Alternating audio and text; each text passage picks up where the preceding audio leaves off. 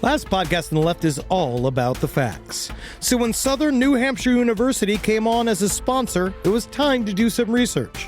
Turns out they offer more than 200 online degree programs, and get this, criminal justice and psychology are some of the most popular. Classes have no set meeting times, and tuition rates are some of the lowest in the U.S. Want to learn even more about SNHU? Visit snhu.edu/last. Insurance isn't one size fits all. That's why drivers have trusted Progressive's Name Your Price tool for years. Just tell Progressive what you want to pay, and they'll show you coverage options that fit your budget. Visit Progressive.com to find a car insurance rate that works for you. Progressive Casualty Insurance Company and Affiliates. Price and coverage match limited by state law. There's no place to escape to. This is the last podcast. On the left. From your glade. That's when the cannibalism started. What was that?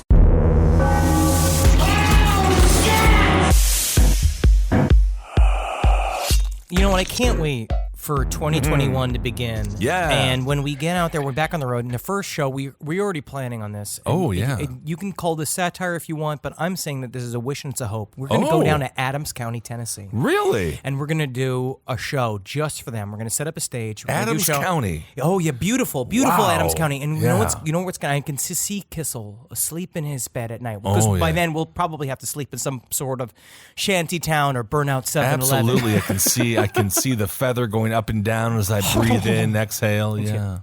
Benjamin Grant Kissel. I see that you're sleeping long, companion of the 7-Eleven. All right. Well, I was, yeah, but... Yes. Most excellent, you are sleeping. Tell me, Benjamin Grant Kissel. Oh, my. Tell me, I can be anywhere in an instant. It is I, old Kate Betts. Whoa. The bitch from next door. Are you TMZ? No. No. But I would tell you, I can be anywhere in an instant, and I have all knowledge at my disposal, Benjamin Grant Kissel. All right. So tell me, of all the queries, of all the knowledge that you seek, what is the question that I will answer for you this night? If the moon simply reflects off the sun, why do we even need it? What's it doing? You mean the moon? The moon, what the hell's it doing? We give it all the credit in the world, it's just a mirror. So it doesn't do anything. You could have asked any question. But what's the point of the moon? It's just bullshit. I'm going to leave. Oh, man. Yeah, it's the most Googleable question. The tides. It controls the tides. Well, who knew? Let me see that iPhone of yours. No! What horrible pictures of the protuberance beneath your sweatpants. Yes, indeed. Woo! What's up, everyone? Welcome to the last podcast on the left. I am Ben, hanging out with Henry, hanging out with Marcus. Wow, Hi. we are going to answer the big questions today, aren't we? Today's episode, this is going to be earth-shattering, mind-altering. You're never going to be the same again. Yeah, you're going to quit your job. Good. You're going to throw your headphones off and you're going to go to your significant other and you're going to make sweet love to them in the middle of your family. Wow, look at that. Many places, that's a common event, just to make sure that they can get a grandkid on the way. Let's go. In Europe. Yes, indeed. But this episode, we're going to get a little bit more spooky because last week I think we were kind of setting it up. And I think in all the fun of the Bell Witch, we kind of forget that at the heart of it, like in my mind, I see these things like a movie. So in the beginnings of The Haunting, like in my mind, I see like a gritty version of the antebellum South that's real intense, and then you've got like you a don't little see girl. a really like fun version of the antebellum South. You know why? Because they you don't see didn't. like they did have some good times, I'm sure. Too. If they did invent roller coasters, it'd be a different story altogether. What if they invented roller skates? The juxtaposition there would be hard to deal with. Exactly, all the short shorts and all the field work. But imagining the little girl of the Bell family like being snapped up in the night and going like, like, I can see that in like a modern horror day movie equivalent. Yeah. Oh, absolutely. It's very Exorcist. The Haunting of Connecticut is actually very similar. Well, no kidding. And of course, Vince McMahon is the major ghost of Connecticut.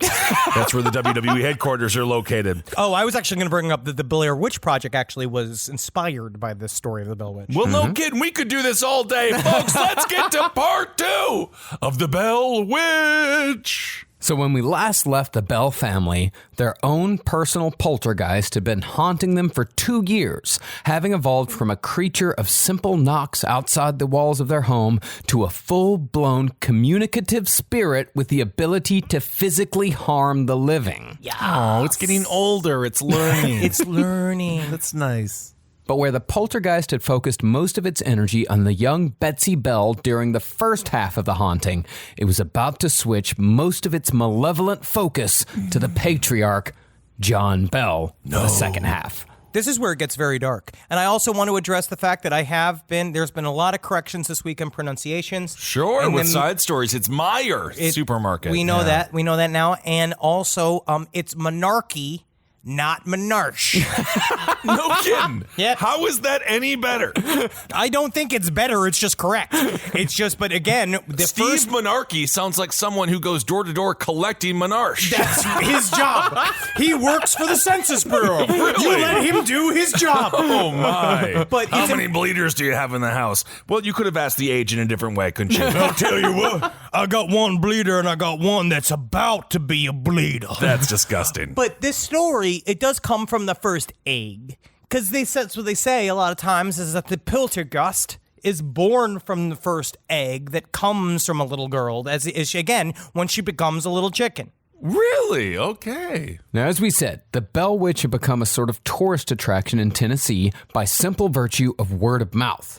But while most people showed up wanting some measure of a ghostly experience, some skeptics just couldn't help but try and ruin a good time. It's because they weren't invited. Absolutely. And you know, the Tennessee competition when it comes to just fun attractions is very intense. You got the world's biggest shoe, which is a size 25, which is a big shoe. And these skeptics always show up with rulers and say, Yeah. I've seen bigger shoes. Yes, indeed. Cheese wedge from outer space. You Yeah, know that and they one. just painted it black. Yes, indeed. See, a detective known only as Mr. Williams, who was from Baltimore, had heard about the Bell Witch phenomenon and for some reason offered to travel almost 800 miles to solve the mystery. Hold on a second. So he's a detective in Baltimore. What, he didn't have enough work to do? I have a feeling this man was done doing homicides and was just like, I'm gonna go investigate the ghost? This was before Baltimore was Baltimore. Okay.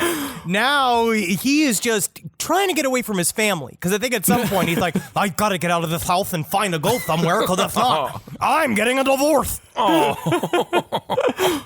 Mr. Williams went into the case already determined that the Bells were frauds, and upon his arrival, he essentially announced that he thought that this whole scene was a fucking sham, saying that he didn't believe in the supernatural and was furthermore an expert in detecting illusions, sleight of hand, and other forms of trickery. I've ruined 3 kids' birthday parties this week. Yeah. Nothing worse than a magician heckler. Nothing worse than that. On the first night, Mr. Williams heard no more than a few faint scratches and knocks, which he took as evidence that the Bells were indeed flim-flam artists who were afraid to bring out the full show in front of such an intelligent man as he. Look at how big my necktie is. Look at how big my head is. You mean to tell me I'm not smart?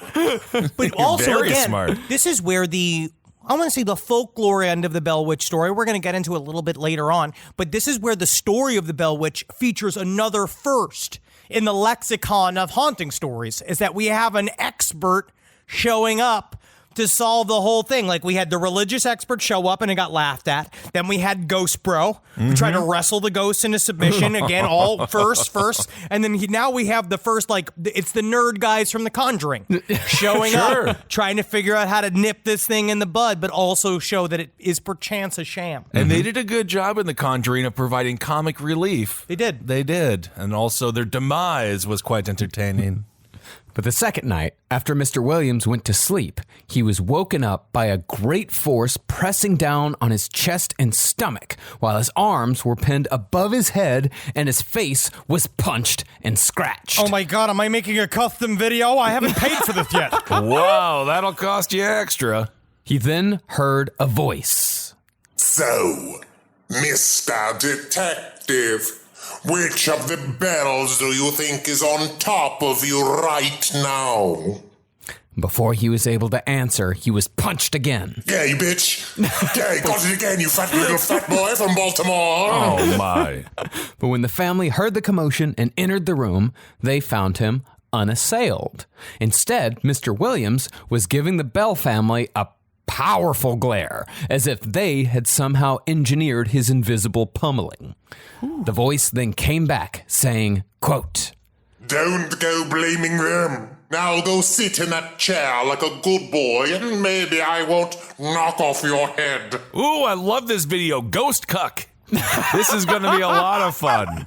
Yeah, fuck my wife, would you go? Yeah, fuck my wife. Yeah. Yes, you see how able I am to fuck your wife with yeah. my big black ghost witch cock. Oh, wow, yeah, I You love this. small-dicked scientist. Oh, you're getting me going.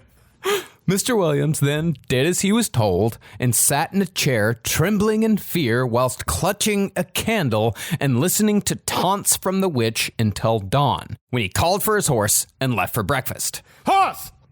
Where are you, horse? Horse? What was that, boss? Hey, I'm on a union break here. Hey, come on. Try to smoke a cigarette. It's all with the cigarette taped to my hoof. Oh, that'll be hard for something with hooves to smoke a cigarette, but maybe better for them in the long run when it comes to health. Despite all this hubbub, Betsy Bell had been able to carry on a courtship with the age-appropriate Joshua Gardner. Remember, he was the kid who was 18. Yeah. Right. And by this point in the story, the youngsters had been seeing each other for about 2 years.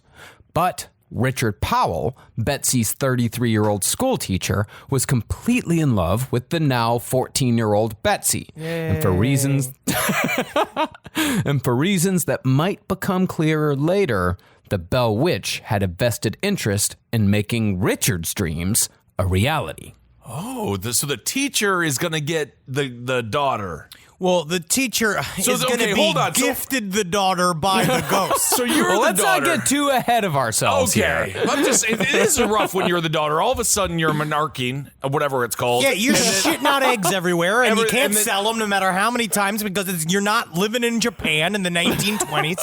So your options are an age-appropriate 18-year-old, a teacher who has to be, probably in his 30s or so? 33. And then another person. And how old was that other dude? In his 40s? No, this is that guy. There's only that two. guy. Yeah. There's Yeah, only yeah. two. Okay. All right. Got it.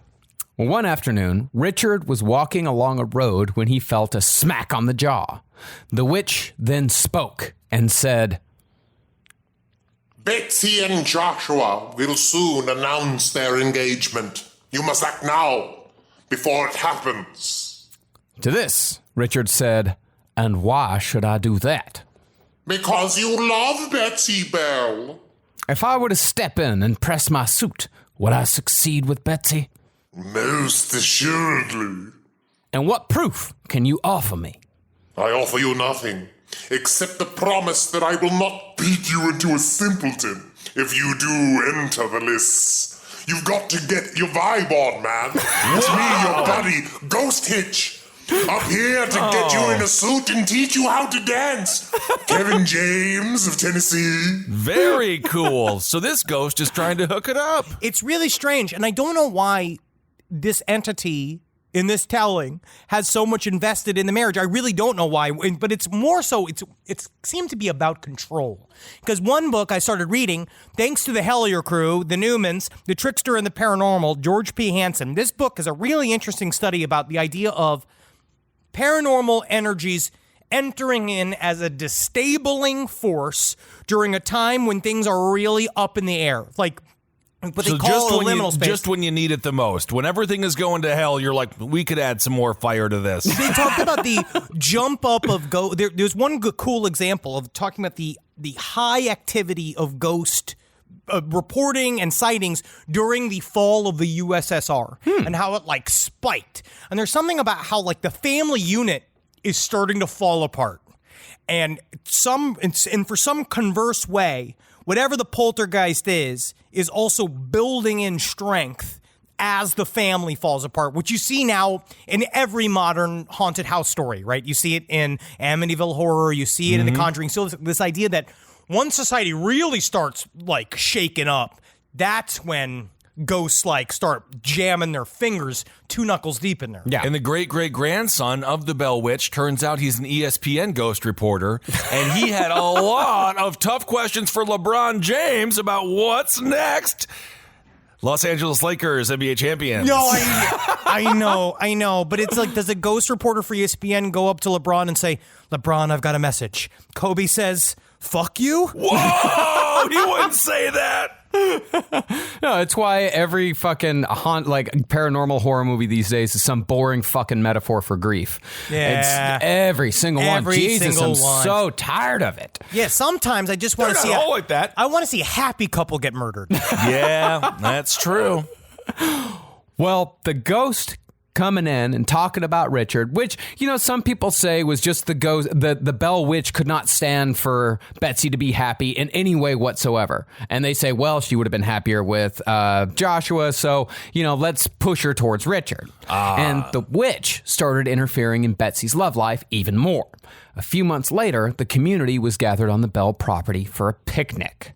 And during a lull in the conversation, Joshua Gardner whacked the spoon on the glass and asked for everyone's attention, most likely to announce his intentions for Betsy Bell. This is like a scene from a Rupert Everett comedy where he's just like about to be in like, because he's like the slick young guy that's kind of going to be with Betsy Bell. Meanwhile, she always overlooks the cute, nerdy man who's 25 years her senior because she's a child. Well, yes, indeed. I want to know the sentence that happened before the weird silence at the picnic where it's like, and that's when Samantha was like, can you get the pineapple out of there? You know, and then anyway, shut up, Harold. Shut up, Harold. I suck. Don't tell the pineapple story anymore.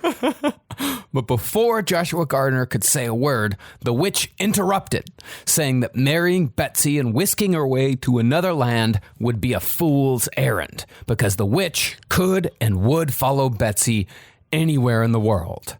She then signed off, saying, quote, Please don't marry him, Betsy Bell. Don't marry Joshua Gardner. What is this reality show ghost that, who cares, ghost? Yeah. You're a ghost. You're a witch. Why do you care? Quit being Kris Jenner. Jeez. But the interesting thing about this is that the witch had seemed to move on to emotional matters when it came to Betsy Bell. In the realm of the physical, the witch was focusing more and more attention on Betsy's father, John.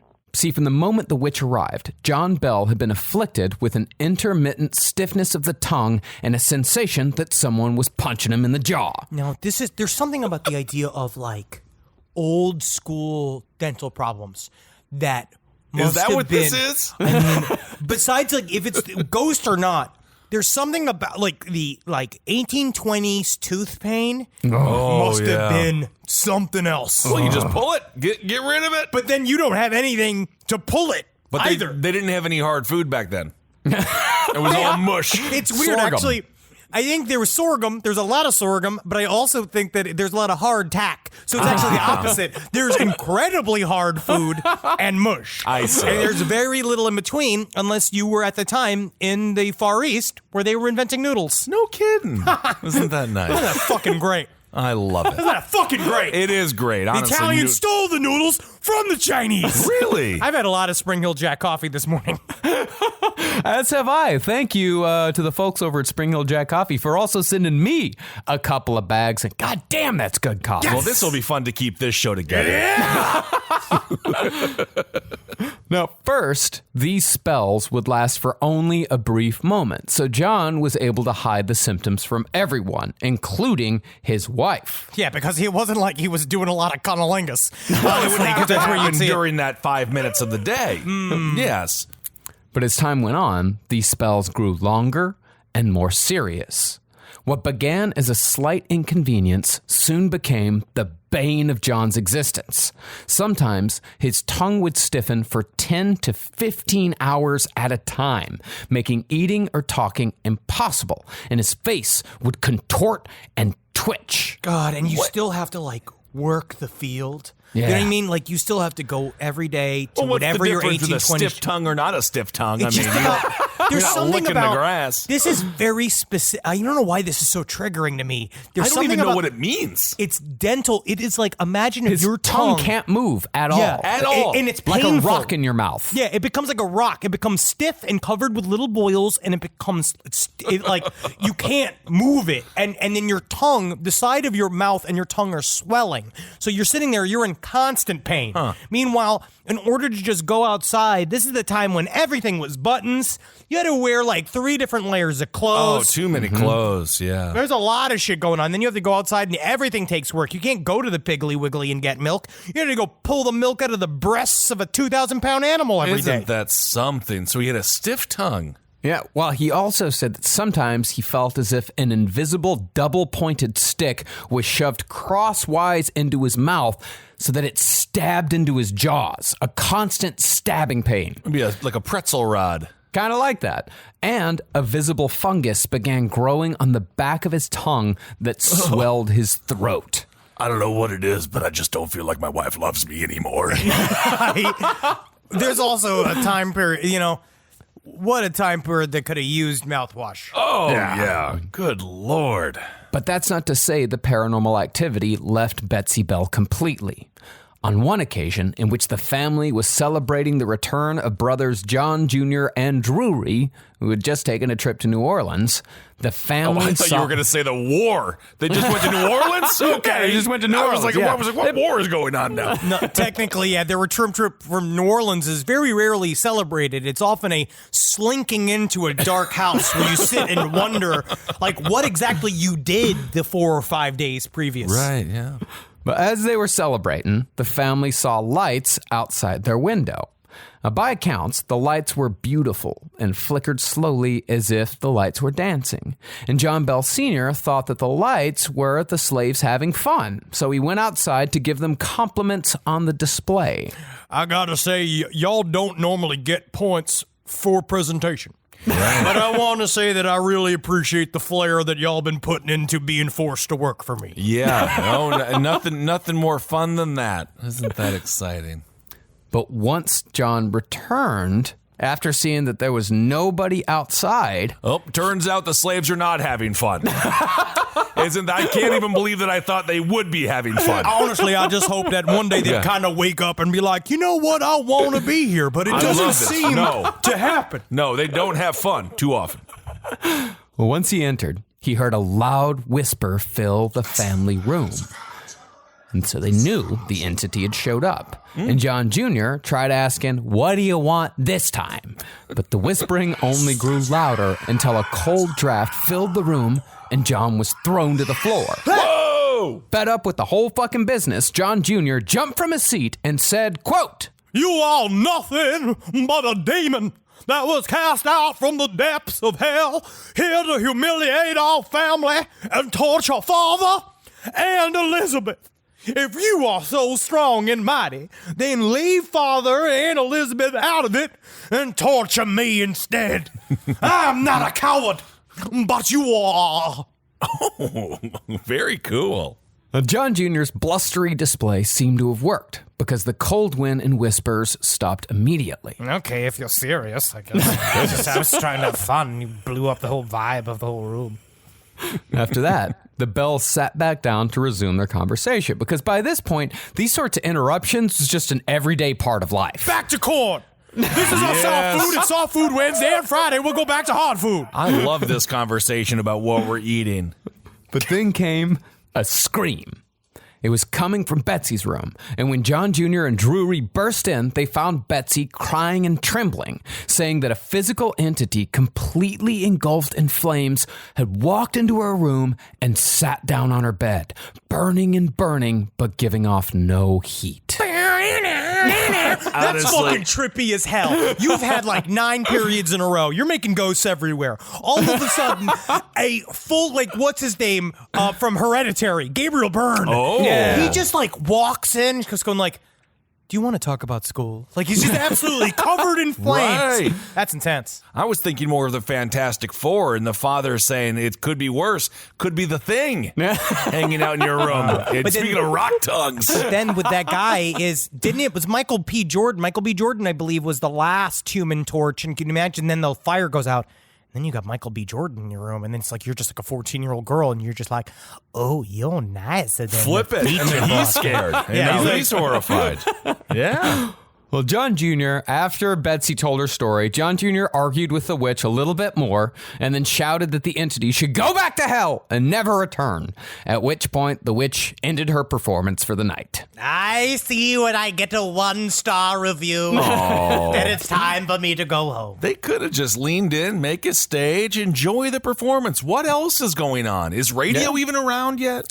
Oh, God, no. No. That's the whole thing, is that they have their nightly conversations. That's how they entertain themselves. They sit around the table and they talk and they talk and they talk and they talk. Families talking with one another. Families Yeah. speaking like siblings or like a father and a mom being like, how was your day? Like, what? I guess somebody probably made, at some point, some kind of xylophone built out of the bones of one of their uncles and would play it. I know they had guitars. Oh.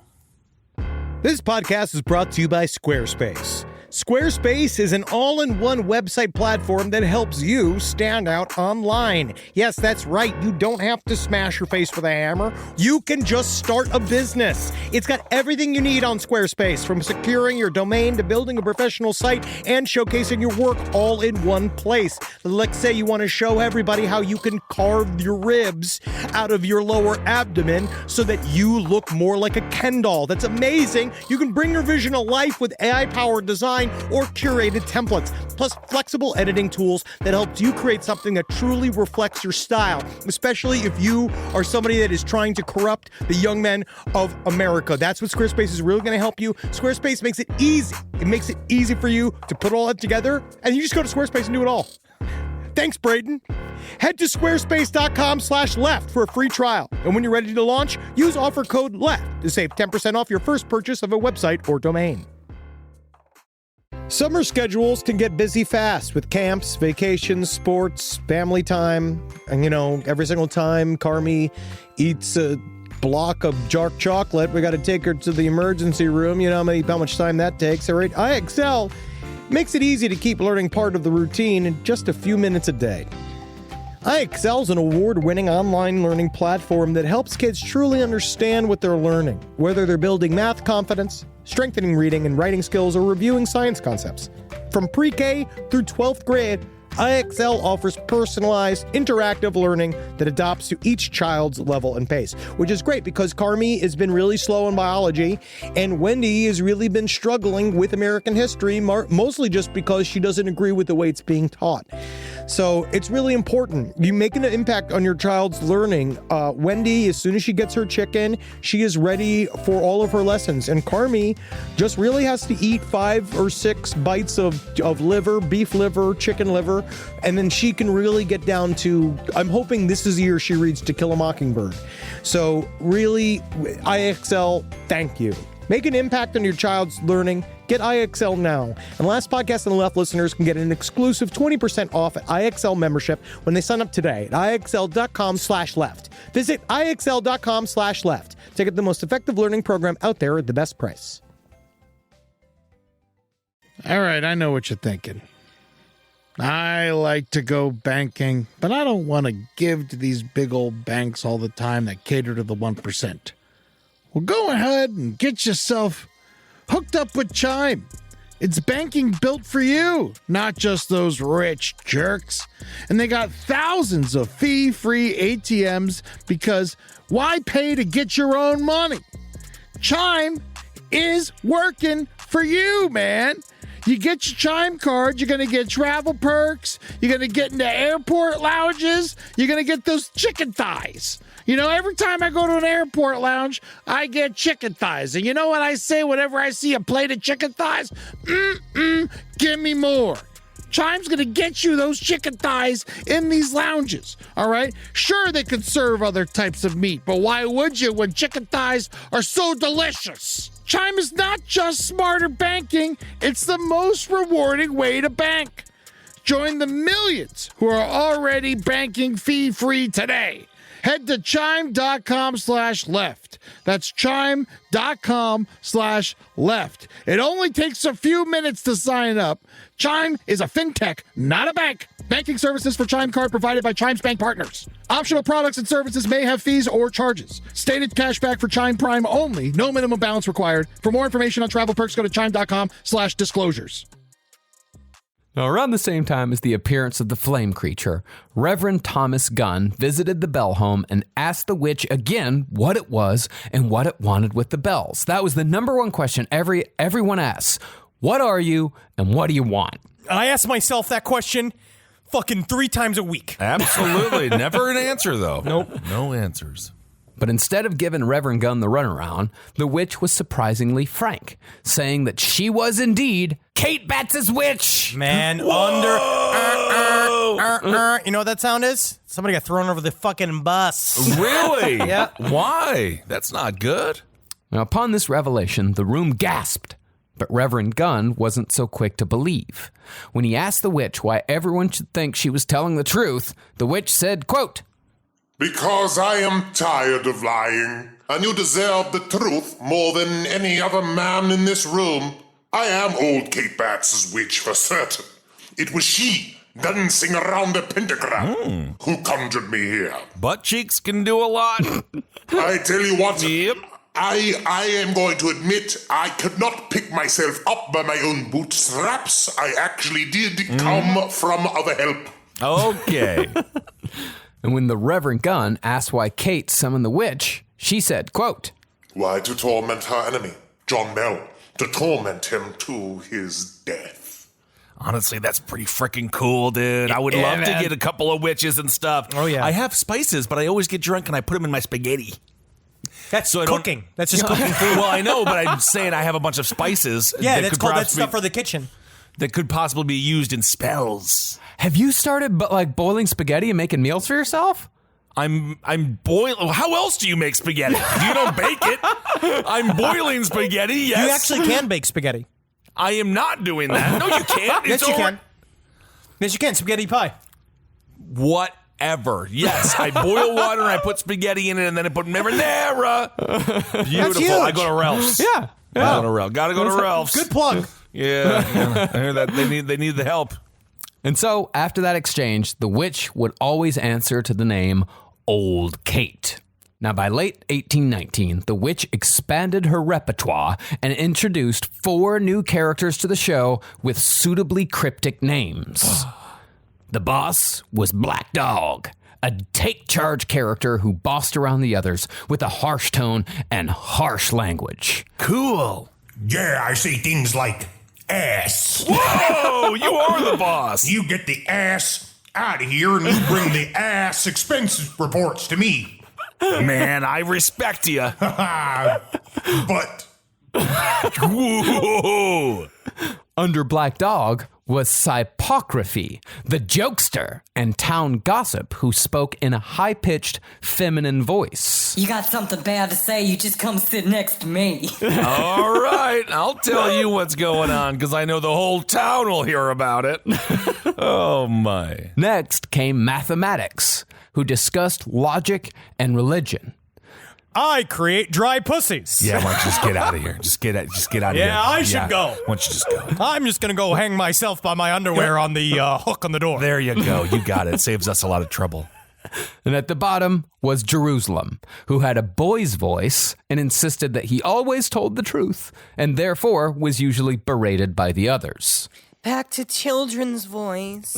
A long time ago, I used to do more child I voice hate your because children's it's so vulnerable. It's not vulnerable. It's disgusting. No, this is the way boys talk.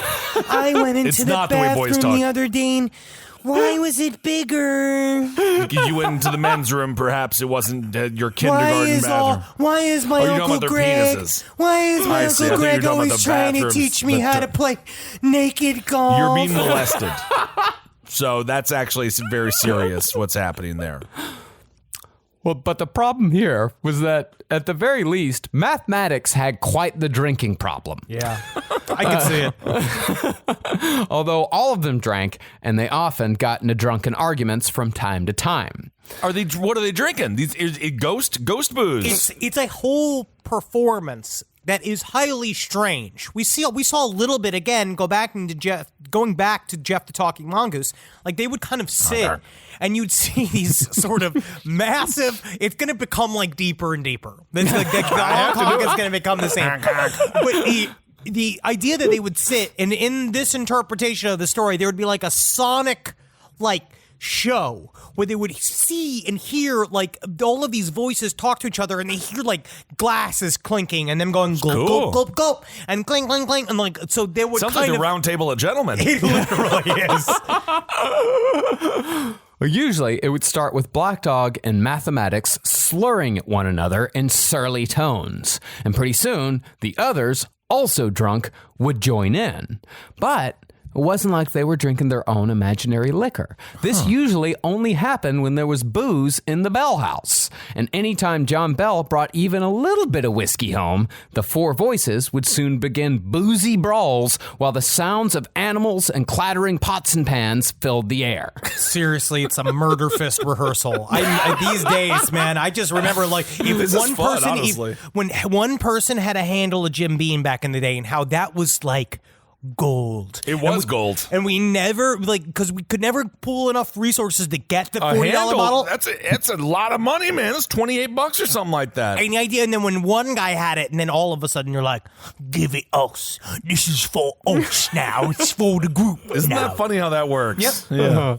But before you say just stop bringing booze into the house. Yeah, what is this? Some kind of horse shit? Telling me I got a problem? No one's telling you that telling me I got a fucking drinking problem? I never thought you had a problem until you started screaming, telling me that I have a problem. I never said that you had a problem. You are seeming to tell me that you have a problem. I saw a really funny but true saying on an ice cream cone popsicle stick the other day.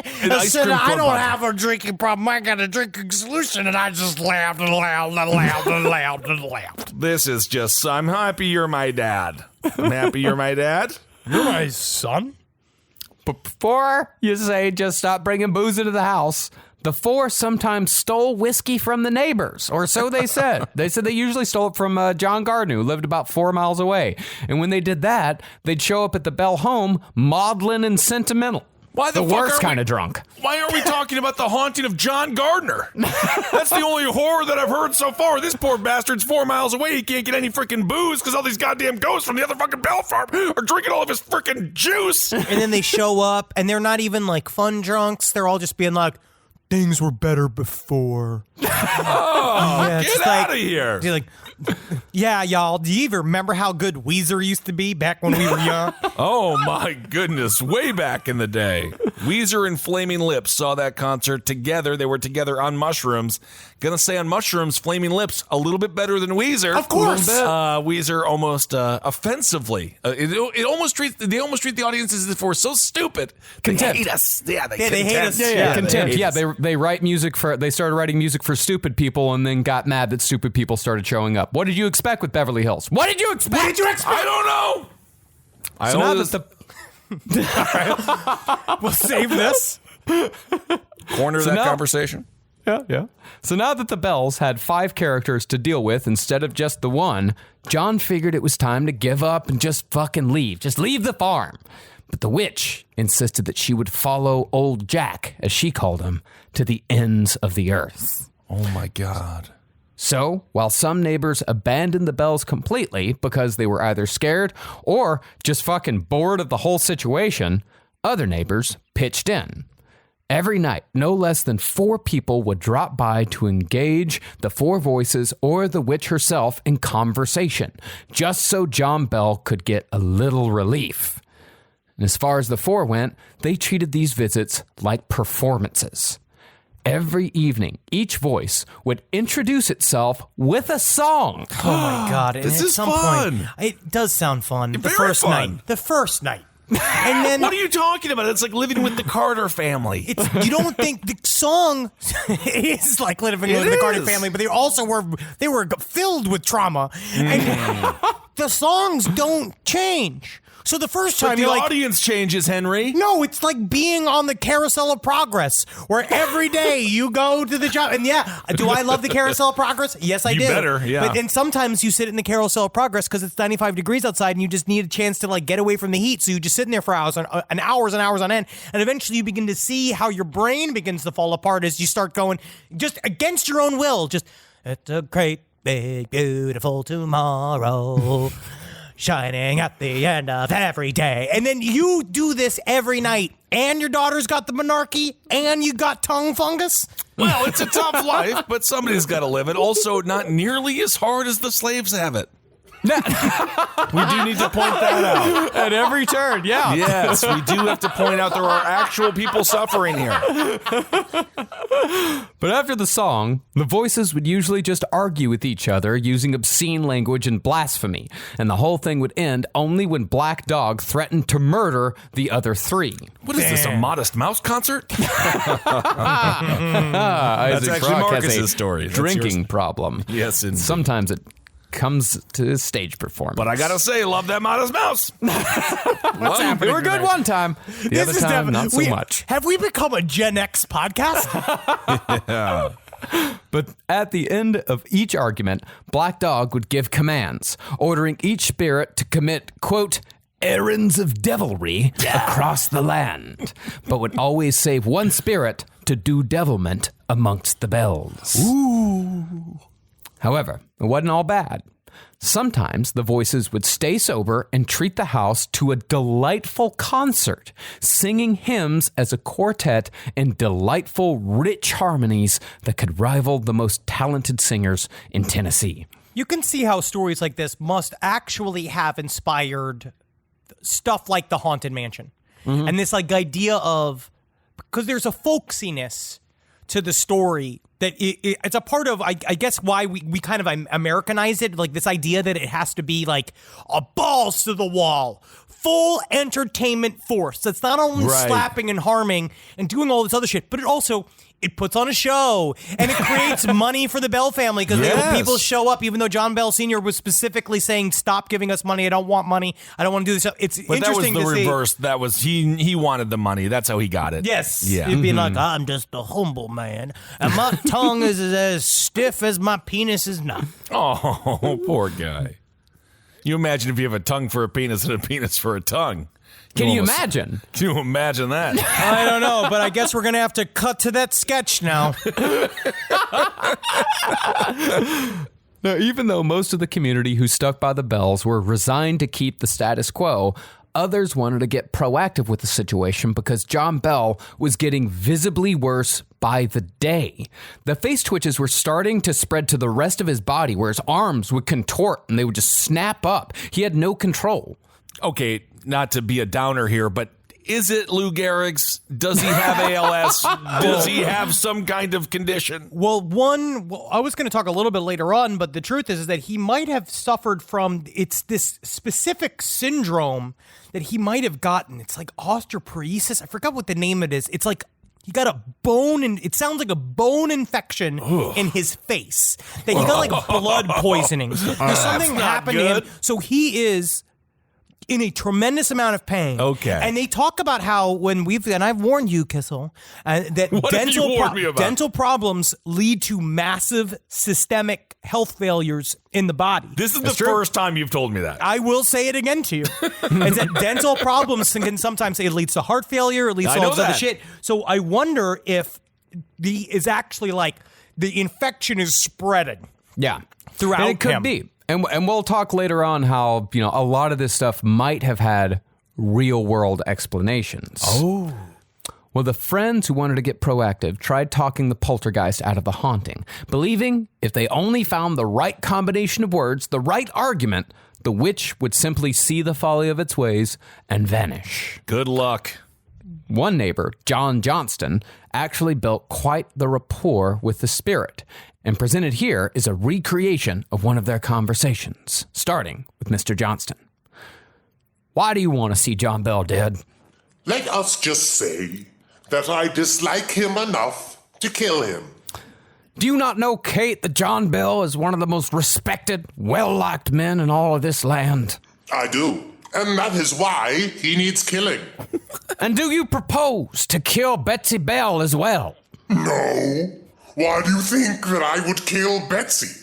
Because you torture her and follow her wherever she goes, shout at her, slap her, and pull her hair. You have forbidden her to marry. I certainly think that proves you hate her.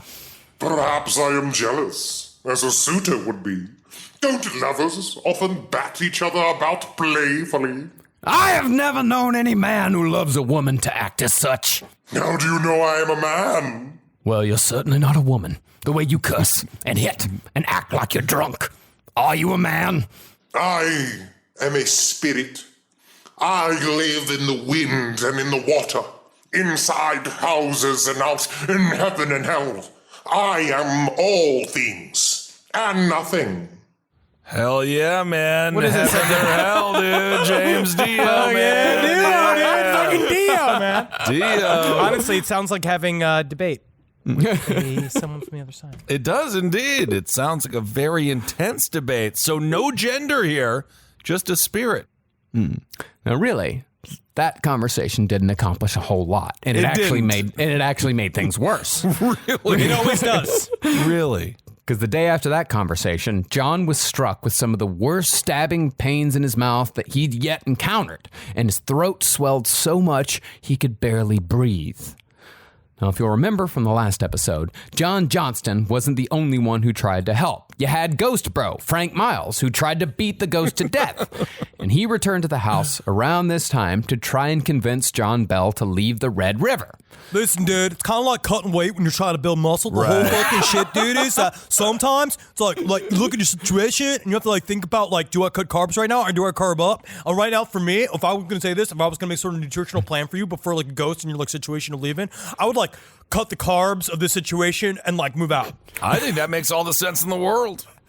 But as Frank made his case, he was struck by the witch so hard he was thrown out of his chair. Whoa! And the witch herself then gave a summation of this escape plan directly to John Bell, saying, quote, If you think you can avoid me, then you better had, for I mean to give you a lot worse on the morrow. Try your best to hide from me, and all together we will prove to old Jack whether or not a person can escape. Well, you know, witch, that is the problem, isn't it? The way that you're so mean to me there. See, now, But you like it, don't you? I am getting used to it. Welcome to marriage. Yeah. However, the Bells weren't the only ones on the plantation being harassed by the witch. As we said last episode, the witch, for some unknown reason, hated the enslaved people living on the Bells' land, and they began taking measures to protect themselves. One man named Zeke started making what were known as witch balls for everyone to carry, which were reportedly vile-smelling things made of animal excrement, human semen, spit, sulfur, foxfire, and camphor. And all these things together was supposed to ward off evil spirits. Interesting. The old spicy baseball. I love a spicy baseball. Yes. Just slathered in baby batter and a lot of shit. But you know what? Ghosts go away. Yeah, I mean, if it works, it works. Who am I to judge? These witch balls, however, failed to do their job for an enslaved man named Dean. He was walking along the Red River one day when the dog creature that had first appeared to John Bell at the beginning of all this returned. But this time, it spoke and reprimanded Dean for carrying a witch ball. I tell you what, you're being a bad boy. You're being a bad boy holding that witch ball down. Because a good boy wouldn't do that. Good boy would bring a big black dog some treats. Oh, Bongo the big black dog, you're so cute. Dean's charm then began to swell until he could no longer hold it, and when he placed it on the ground, the charm burst into flames. Whoa! Then the creature snarled and prepared to pounce, but Dean took the axe he was carrying and brought it down on the specter's head, splitting it in two and sending blood splattering all over the riverbank. Woo! And even though it disappeared just after John split its head open, when Dean saw it again, the creature had adapted to its wounds by growing an extra head. Multiple heads. I gotta tell you what, thank you so much for splitting my head in half, because now I got a friend. You do have a friend. Isn't that nice? What do you do when you have to go to the bathroom, though? It's kind of uncomfortable. You guys got to go to the bathroom together, even if you don't have to go to the bathroom. You know what? Me and my new friend, we don't judge each other, and sometimes a friend's got a foot. And you just gotta be okay with it because it's your friend. Oh, Bongo the Wonder Dog. What's the name of your other friend? Adolf Hitler? Bongo and Adolf Hitler. Well, that name's going to come back and have a role in history. It's a very nice name. It technically was at one point. Yeah, it sort of got ruined there. Now, by 1820, the witch had become kind of just a constant, tedious presence in the house that sometimes tortured everyone's father, and it took no new voices or personalities. In fact, when the Bells had their nightly discussions, the witch would join in with reasonable contributions. It just gets to a point where, I mean... The son I never had. All the women on The View at some point have to agree. They really do. They won't, though. Not good for TV. Wow, that show is hard to watch. It is. Mm-hmm. The witch would also sing often and sing well. And by this point in time, the witch's voice had actually become much sweeter, as if it had grown fond of everyone in the Bell family, except, of course, John Bell. Well, at this point, the life of a father, I mean, even today, but especially in the 1800s, was to suffer. You make money for the family and you suffer. Yeah. And then the family is doing fine. I think this guy's just got to suck it up and just be like, kids are happy. I'm miserable. Ain't that America? Ain't that what it's supposed to be? But yeah. I wonder but at the time, we're still like in a deeply patriarchal society. So I wonder, because I do feel like the family also is kind of working to please the father in some way, shape, or form as well. But for the most part, fathers just die of cancer. Of course they do, yeah. Then the witch began actually saving lives, particularly the lives of people around Betsy. In May of 1820, the witch saved Betsy and Richard Bell from being crushed by a tree by appearing when the siblings were riding through a storm and giving them an alternate, safer route in which no trees would fall. Like Waze. Yeah. That's very nice. Then, one of the most infamous elements of the Bell Witch legend was introduced. Although this location played a small part in the original saga, the 20th century Bell Witch sightings would revolve around Bell Witch Cave. On the LPN show this week, I spoke with Jay Wasley from Ghost Adventures, and they talked about he talked about his experiences at the Bell Witch Cave, and he is assured that it's legit. Really? Yes. Very cool conversation. So about a month after the storm, a few youngsters, along with Betsy Bell, were exploring a cave on the Bell property when a 9-year-old boy named Johnny Yos broke from the group, walked into a small passageway, and dislodged a bunch of dirt that soon buried him alive. Man, there were so many ways to die in 1820. So many ways, yeah. Now, Betsy immediately tried finding the child, but had no way of knowing where he was. And it was at that moment that the room lit up, and Betsy heard the witch say, quote, "I'll fetch him out." She became Lassie. You're going to go fetch him out of there. Wow, that's amazing. Now, from Johnny Yo's perspective, he was suffocating under a mound of dirt when he felt a pair of strong hands take hold of his ankles and pull him a dozen feet past the opening of the collapsed passageway. The boy was saved. Whoa. And Betsy gave all the credit to the witch, making sure to tell Johnny Yos that he'd better keep his goddamn mouth shut if he wanted to keep coming back to the obviously deadly cave. Well, now, why couldn't he talk about how the witch was good?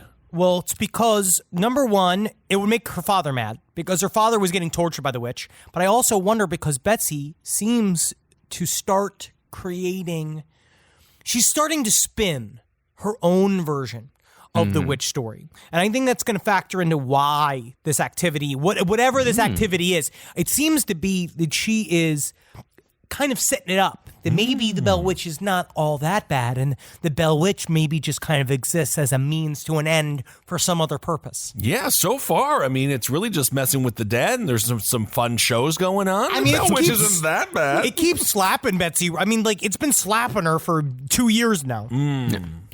Now, by this point, Betsy was pretty much out of the woods when it came to attacks from the witch because the attention had been placed almost completely on John Bell.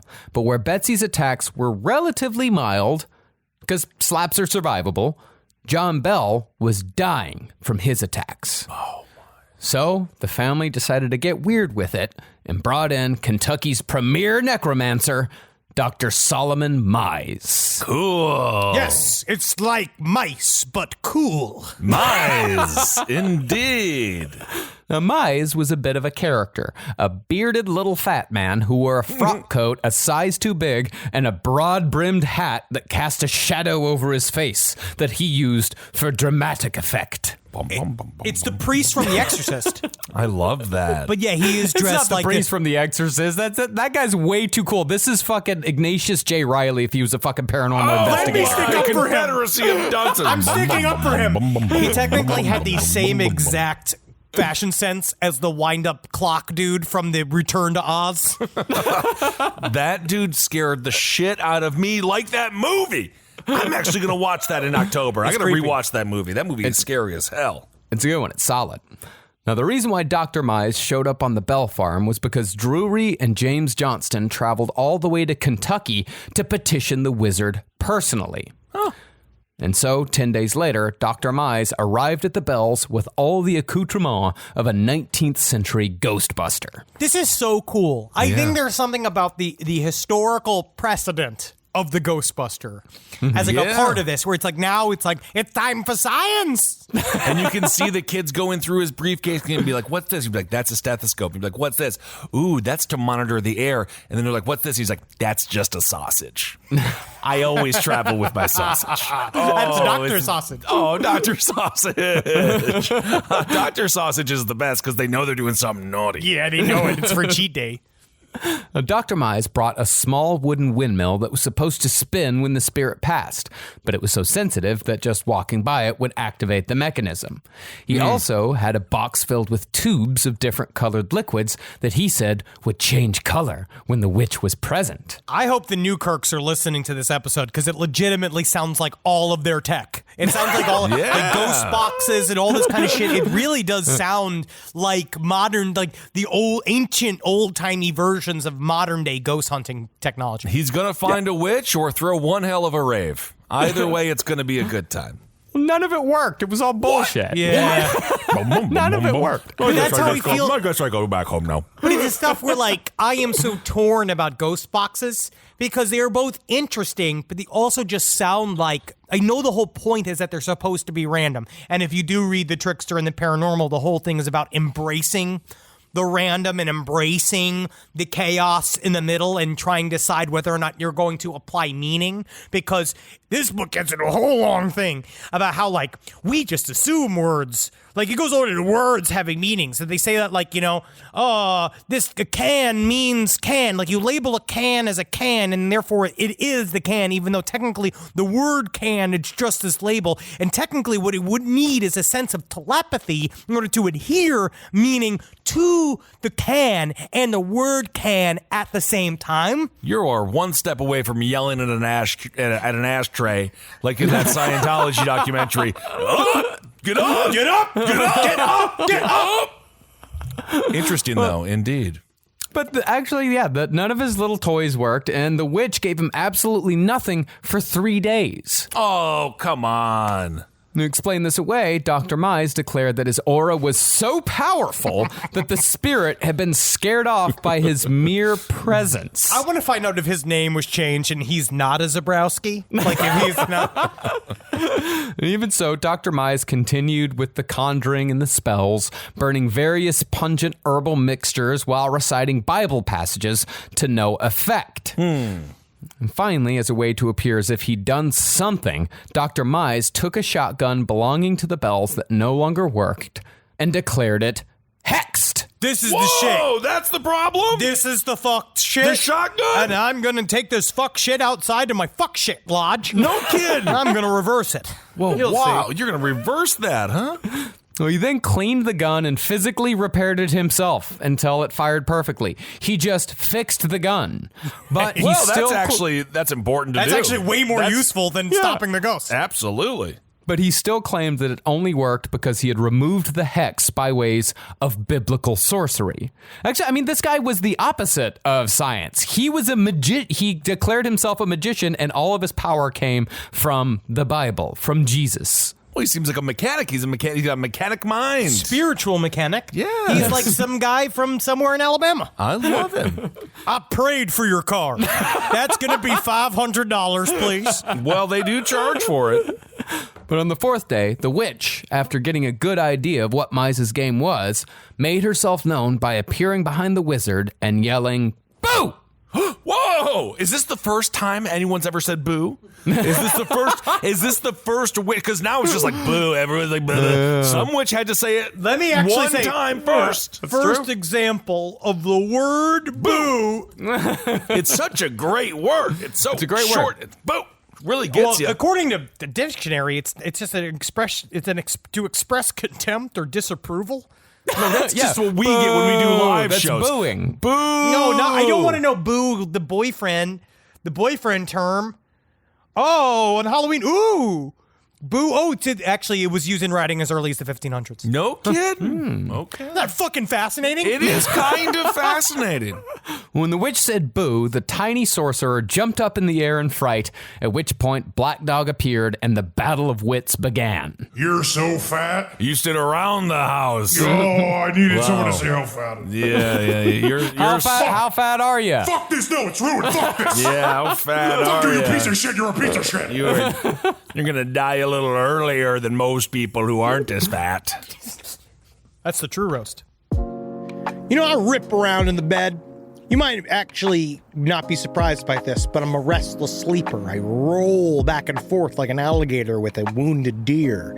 But something's changed in my house, and it's thanks to Bowl and Branch. You know, people keep their bedding way longer than they should. It's because people are afraid of change. Not me. I burn my sheets once a week, but I don't need to. Because Bowl and Branch's signature organic cotton sheets, pillows, blankets, and comforters are all designed to be breathable, incredibly soft. They get better over time. Start with the signature sheets. You're going to buy 2 sets so you can rotate them. Come on, you're going to want to. The moment you get into bed, you'll notice a difference. I know I did. I just got fresh from the bath. I was fully lotioned.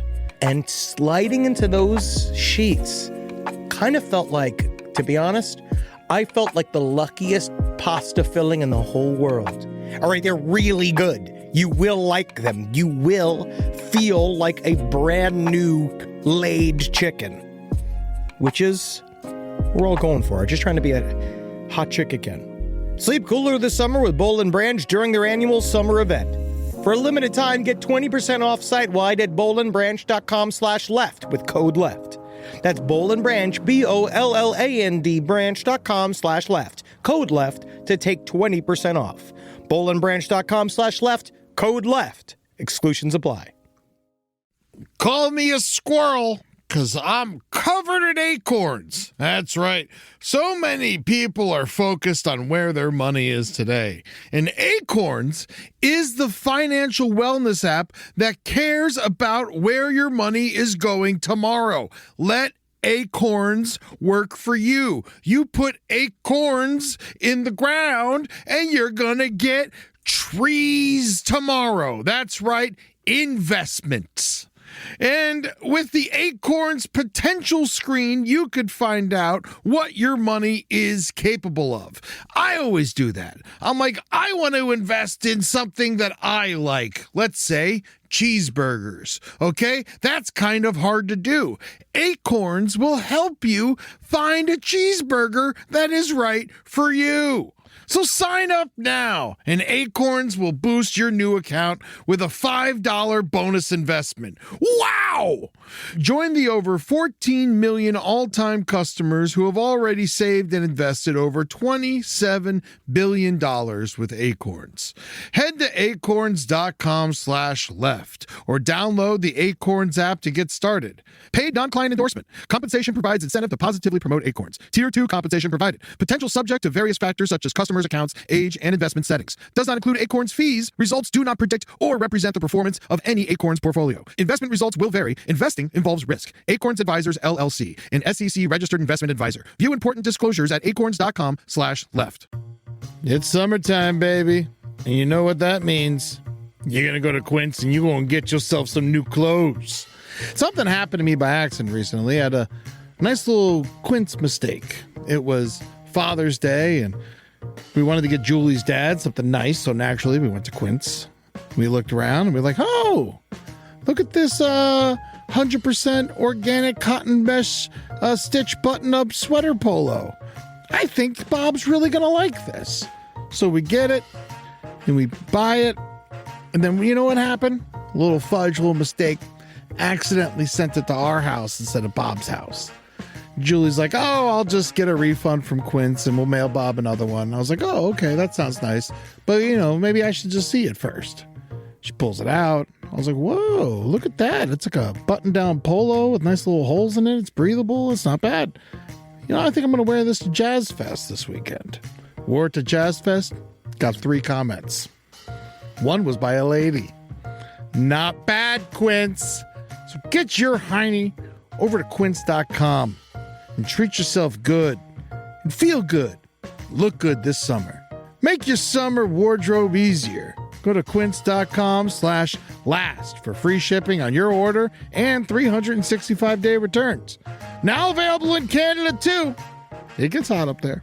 That's QUINCE.com/last for free shipping and 365-day returns. Quince.com/last. Look like a prince and you quince, you jerks.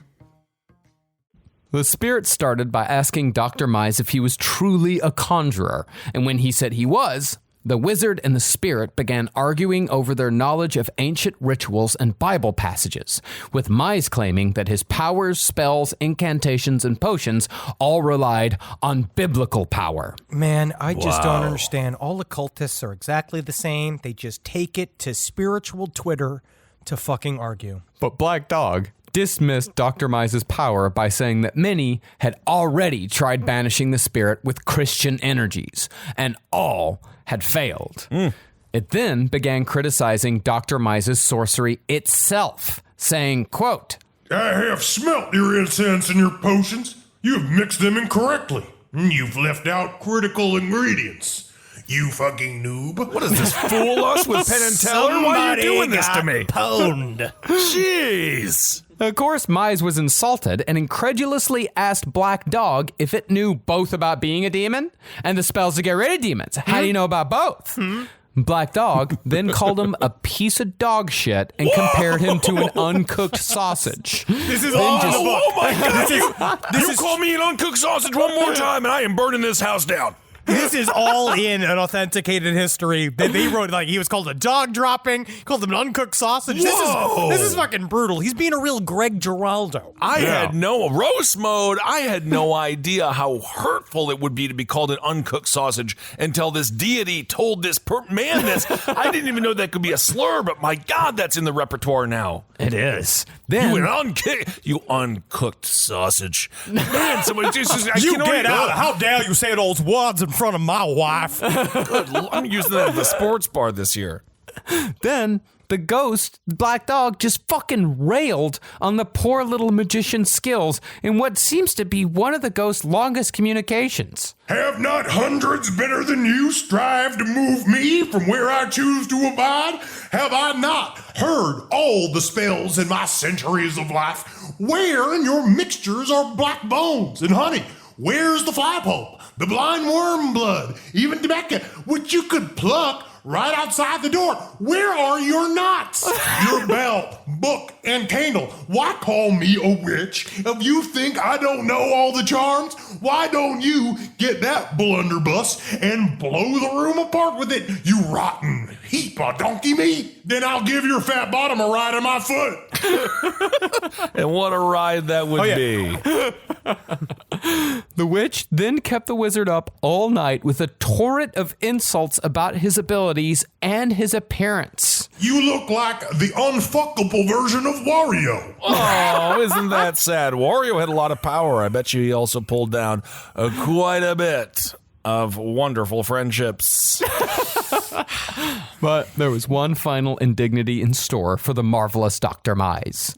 The next morning, when Dr. Mize was getting on his horse, ready to go, leaving in defeat with his horse. Getting on his little pony. The horse. Uncooked sausage. I'm a cooked sausage. I brought all my vials of colored liquid and I had it at a windmill, and you're sitting here telling me I'm fat and I'm a dog poop. I'm not a dog poop. I'm not a dog poop. No, you're a dog poop. But the horse wouldn't budge. And that's when Dr. Mize heard the witch one more time. She said, quote, Do you need help? Oh, honorable doctor, let me give your horse a slap and send her quickly on her way. And maybe I'll come along with you a piece. The horse then reared off and took off like a shot, with Dr. Mize hanging on for dear life. And the witch afterward bragged for weeks about the torments she'd placed upon poor old Dr. Mize. It just seems like the dad needs to die and everyone will be having fun. I feel like if the Bell Witch is real, the Bell Witch has got to be like the fucking like Malcolm X for ghosts. You know what I mean? Like this fucking uncompromising like Bell Witch. Every single ghost hunter comes in there, fucking humiliates them. Like the Bell Witch really has to be like an inspiration for other hauntings. Absolutely. Now, after Dr. Mize, the season of the witch was coming to an end for the Bells. But before that was to happen, they had one more notable visitor. In late summer of 1820, future President Andrew Jackson visited the Bell Farm. It's old-timey Trump. Look at that. Well, I like what you've done here when it comes to the quarters and the keeping of the people, and they want to leave, but you keep them. I like what you've done there. Andrew Jackson visited the Bell Farm to experience the witch for himself, and he brought along 7 friends, one of whom was so unsavory that Richard Powell, who later wrote of the experience, he neglected to make record of his name. But he did go so far as to say, and there was one especially unsavory one that I will not mention. But the unsavory ones, they love that. Yes, they do. They work in the shadows. So on that day, Jackson and his 7 19th century frat boys all showed up at the Bell Farm on a wagon pulled by 4 horses. But as they approached the property, the horses refused to move, to which Jackson laughed and said the witch had already come to visit. Ooh. The witch then appeared, released her hold on the horses, and said that she was glad the general understood and that she would speak with him again later that night. And so, that evening, the future president sat around the Bell's dinner table and heard stories about the witch. This is literally like back in the day, the equivalent of like, that's the kind of guy I want to have a beer with, like kind of president. Sure. Now, after hearing a suitable amount, the aforementioned unsavory companion began bragging that he'd beaten off spiritual forces in the past by killing a cat and using its tail to ward off spirits, and he wasn't afraid to do it again. I hate cats, and I hate ghosts, and I hate underwear, and I hate women. By beating off the ghost, now what exactly do you mean? You jerked off the ghost. You beat it off there. You jerked it off. I'll jerk it off again. I'll jerk you off. I'll jerk me off. Wow, you got my vote. Well, this man then pulled the dead cat's tail out of his pocket and pressed it close to his nose, claiming it would warn him when the witch was near, all while saying that situations such as this one right here was why his pistol was always loaded with silver bullets. Wait, hold on. What was the situation? This is what's known in back in the day as being, I believe the medical term is a douche. A douche. A douche. The idea of saying that you have been like, yeah, and that's why I always got silver bullets in case werewolves try to come and make me gay again. Right, yeah. Well, you want to be careful for that.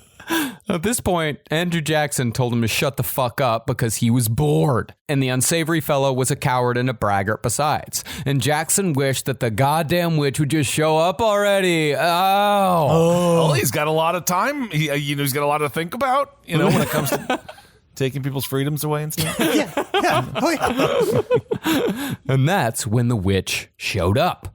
She said, quote, General, first of all, fuck you. I'm just going to put that in there throughout history. What? General, I am here as promised and ready for business. And that business would be this bag of hot wind. With that tail up against your nose, your little pocket mouth looks like the cat's asshole. I thought it was... This is not even me improvising. No, this is from the authenticated history. Looks like the cat's asshole. I thought it was supposed to warn you when I was near. I've been standing behind you for the past quarter hour, Puddinghead. Yeah, I guess my cat asshole is broken. I'm going to have to go get another cat asshole that probably isn't broken. Puddinhead is another good term. It really is. You That's an uncooked old-timey one. sausage. Yeah, what would you know, you uncooked sausage? Shut up! Once the witch made this threat, the unsavory fellow started shaking and pulled out his pistol. The witch dared him to shoot, but when he pulled the trigger, it didn't fire. Yeah, The it's witch because said, it had "Try silver. again." It had silver bullets in it. Yeah. No, silver bullets fire, I think. I don't think they actually. I don't know. I mean, I think that it's means silver-tipped bullets. That's what it is. It's not the bullet casings that are silver. It's the tips. They fire silver. Sure. I've seen Monster Squad, but I didn't know if that was real or not. Well, it's definitely real. Yeah. Yeah, it doesn't have to happened be in a a small bullet. town. It could be a silver-tipped arrow. It could be a silver-tipped anything, as long as it enters the creature with force. Silver tipped anything? You uncooked sausage. Yeah, dildos. He's talking about dildos. Well, after Dredd shooting once, he tried again, and still no shot came. And that's when the witch said it was her turn. Using the same force she'd used hundreds of times before, the witch pulled the braggart up into the air by his nose and slapped him before dropping him back down to the floor. She then picked him up by the nose again, this time sticking her invisible fingers up his nostrils, causing them to flare out. This is fun as hell. I love it. He needs to be taught a lesson. The witch then led him around the room by his nose, holding him up just high enough where he could twiddle along on his tiptoes, flailing his arms and crying about how she was gonna break his nose. My nose is gonna break. Let go of me. This Why is is a it really in- good idea. This is a really good way to just fucking demolish somebody's entire ego. There's just something instinctively, and I don't know why this is, or maybe it's just in me, but when people are complaining about how you're hurting them, it makes it funny. And then you're like, yes. And you're like, you're going to break my nose. And I'm like, that makes it so much better. Like, if they would be like, I don't even care about this, I'd be like, go down. I don't even want to mess with your nose. But the fact that they get so upset about it, it really is half the fun. It's like when a bully meets a bully, and then a bully gets bullied, and then they go like, That's funny. It's such a like what funny happened in thing. A Christmas Story. Yes. Yes. Don't lick the cold pole. We gotta get to Christmas. I don't want to think about Christmas. Okay. Well, the front door then swung open, and the braggart was escorted outside and released. He ran down the road as everyone in the house doubled over in laughter, and the braggart never returned to the Bell Farm or Andrew Jackson's side ever again. So Jackson did lose a vote, though. So he did lose a constituent there. It's just very telling to see a guy that does the same thing where he calls all of the people that are closest to him losers and like fuck faces, and then they always like flip on him. It's like this weird thing about like history where it seems to like repeat itself. It could. Yeah. It could. Now, not too long after the visit from Jackson, matriarch Lucy Bell came down with a terrible case of pleurisy, which is a painful condition. Pleurisy. It's a painful Pleurisy. condition in which the lungs become inflamed and it hurts to breathe. You can still get pleurisy. I thought she was forced to say everything in I don't even know how to do this joke. I want to make a joke about doing like plural. You're trying to make a phonics joke? I'm trying to make a phonics joke. Be like, oh, she has to call all. If she sees a mouse, she calls it a mice. And if she sees a. The artist, when he approaches his work every day, and this is the truth, is that every day you want to reinvent yourself and you want to figure out what kind of artist do I want to be today. And Kissel wants to be the leading comedian on verbiage and phonics use. And today. It's Look at not that. your day. It's not your day it's today. Not my day. No. But There's one hippo in the field, but look at those hippos. I guess I've been hit with pluralism, pluricist. I'm getting hit with pluricists. You're getting kicked off the show. You uncooked sausage. Some thought that the witch had turned her attentions to Lucy after Lucy had done kind of like a come at me ghost in the hopes that the witch would stop killing her husband. Take me instead. Get me. But to the contrary, the witch actually took care of Lucy. It sweetly sang to Lucy often and offered advice. And when neighbors brought food, the witch sent them away, saying that they brought food that they liked instead of Lucy's favorites, which Lucy's favorites was grapes and hazelnuts. Is that true? What the Okay, first of all, I'm never bringing food over to your house again because I'm sorry to bring grapes and hazelnuts, you freaking troll. If this level of haunting is true, you're so used to the witch being like the worst version of Mr. Belvedere that you just don't even know. Like, you're just like, oh, okay, whatever. Okay, ghost, sure. And sure enough, when no one brought grapes and hazelnuts, the witch, according to legend, made grapes and hazelnuts appear from thin air. And it was with these tasty snacks that Lucy nursed herself back to health. That's what I'm really excited for, is the sports bar version of hospice, where you just sit there and just a doctor just throws nuts at your face while the playoffs are on. Oh, that would be nice. Yeah. We haven't cured anything. No, but at the same time, aren't you mad that they're wearing pink shoes? But where the entity showed kindness to Lucy, it increased the cruelty shown to John. And in October of 1820, the Bell Witch delivered what many believe was the fatal blow to John Bell. That fall, John, who was now 71 years old, had spent a week in bed with a spell of swelling, pain, and twitching. But he felt good enough on this particular day to work out in the hog pens with his son William. You know what? I might fake still being sick. If it comes down to be like, I'm just well enough to go work in the hog pen. What is that? Oh, I just have a twitch. I feel like a little thing in my... Well, suddenly, though, as they were in the pens, John Bell was pushed to the ground and the shoes flew off his feet. Which is This is weird. prank. It's a hard push. It's a hard push. And once, Some of this, I find this very strange, honestly. Yeah. It's very strange. And if it was once, be like, okay, that's kind of funny. But when William helped him back up and tied a double knot, moments later, it happened again. Whoa! Then, after doing a double knot as tight as they could, it happened a third time. And as John lay on the ground, he was slapped in the face. And there's something there's something very demeaning about this. That is, the ghost is knocking him down in a pig shit over and over again, and then throwing his shoes so he has to go walk in pig shit again and again to go get his shoes. Is this ghost from Texas? Is it a relative of yours? This is totally a Marcus Parks punishment. John then sat down on a log in defeat, where first his face, then his entire body began jerking and contorting. John then heard aggressive singing coming from the sky, mixed with demonic shrieks and triumphant rejoicing, as John cried and proclaimed that this was the end of his life, that the witch was finally coming to finish the job. But John did not die there in the hog pen. Instead, his son took him home, where John Bell crawled into his deathbed as the witch continued to fill the room with screaming, cursing, and singing. Yikes. John Bell lingered in that bed for 2 months in these conditions, and when a doctor came to help, doctor had no idea what to diagnose. So the doctor checked the house and found that the Bell Witch just might have gotten a little help. Looking in the kitchen cabinets with John Jr., the doctor found a bottle half filled with an awful-smelling black potion. The witch then appeared and claimed that she'd been feeding it to John Sr., and that she'd finally given him enough to kill him. Whoa. So, to test this claim of poison, the doctor fed the suspected concoction to the Bell's cat. And sure enough, the cat raced around the room, fell into a stupor, and died about an hour after it was given the poison. This is back in the day. Oh, my goodness. This is back in the day where you could just experiment. test. Yeah, you could really, really experiment. Yes, and then, of course, the doctor had to go back on infowars.merch.com, get another vial. We're like, well, now we're going to have to really do so some much. kind of rollback. We're going to have to call this cat repellent and not human strength retainer. The doctor then smelled John's breath and found the same scent that had been emanating from the bottle. Finally, he said there was nothing he could do at this point, so he just asked for his pay and left.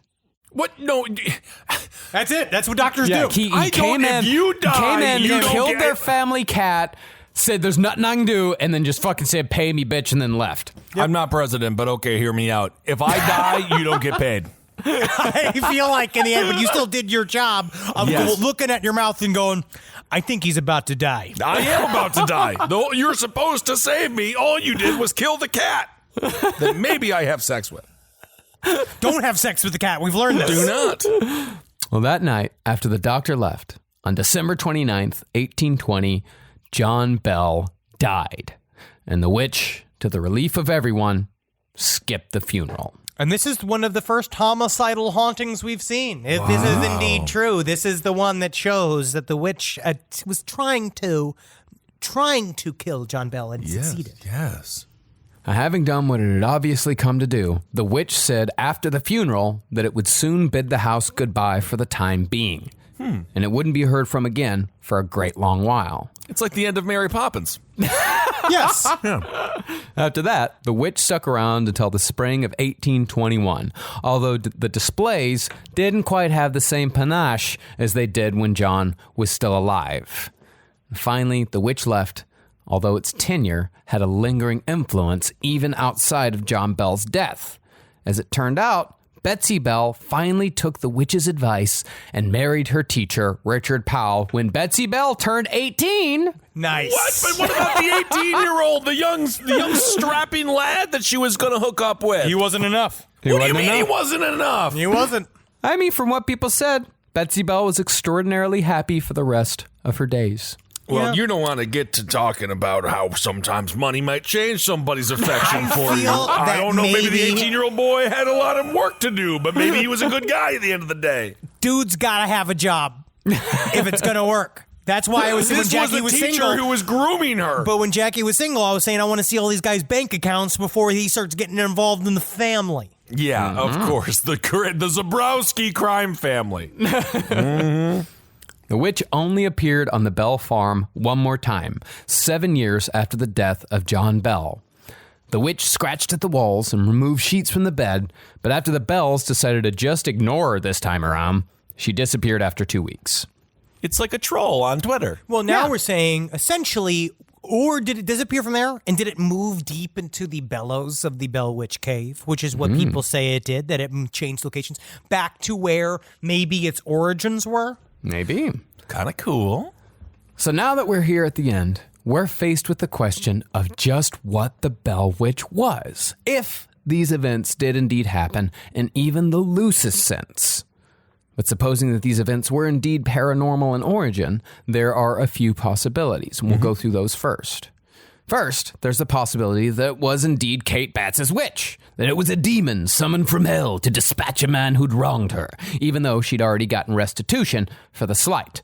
But to us, this seems the most unlikely. They're passing the buck onto Kate Batts. I don't think that she is an actual witch. I think that she was a lowercase witch. I think that you'd call her a witch talk witch. I would not call her a full on, like, this is not what she was trying to do. They basically have said that the authenticated history blew up the story of Kate Batts and John Bell's, their relationship. Like, that was not really, it was contentious, but not so much, because John Bell had made a bunch of enemies.